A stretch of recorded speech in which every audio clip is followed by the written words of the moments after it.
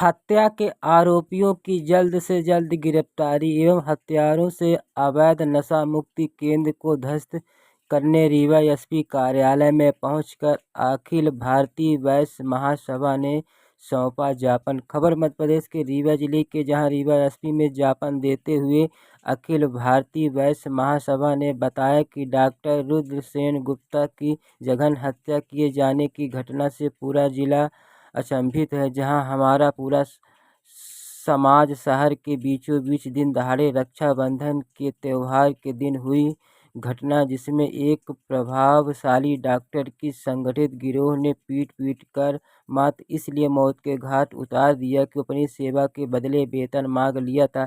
ऐसी परिस्थिति में समाज अपने आप को असुरक्षित महसूस कर रहा। इसी के संबंध में जहां वैश्य सभा ने प्रशासन से मांग की गई है कि आरोपियों की गिरफ्तारी की जाए, कठोर कार्रवाई की जाए।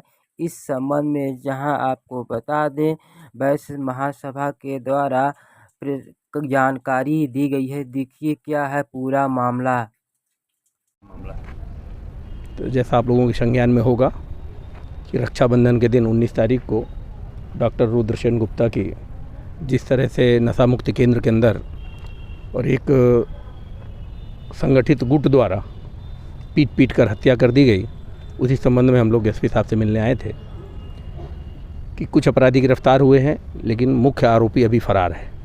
उसके गिरफ्तारी की मांग करने के लिए हम लोग आए थे कि उसकी जल्द से जल्द गिरफ्तारी हो, उसको कठोर से कठोर सज़ा मिले। और जैसा अपने संज्ञान में आया है कि वो नशा मुक्ति केंद्र भी अवैधानिक रूप से संचालित है, तो हमने ये मांग भी की है कि जिस तरह अपराधियों के घर नेस्त नाबूद कर रही मध्य प्रदेश शासन के द्वारा किया जा रहा है, उसी तरह इस विभत्स हत्याकांड के बाद उन अपराधियों के उस अवैध क्लिनिक को ध्वस्त किया जाए। मारपीट और हत्या की वजह क्या थी? देखिए, रुद्रसेन गुप्ता डॉक्टर थे और वो उनके नशा मुक्ति केंद्र में अपनी सेवाएं दे रहे थे एज ए डॉक्टर। 2-3 महीने का उनका भुगतान बाकी था, वेतन बाकी था, जिसकी मांग वो समय समय पर कर रहे थे, लेकिन वो देने में आनाकानी कर रहे थे। इसलिए उनने काम छोड़ दिया था और सीएम हेल्पलाइन में कंप्लेन की थी।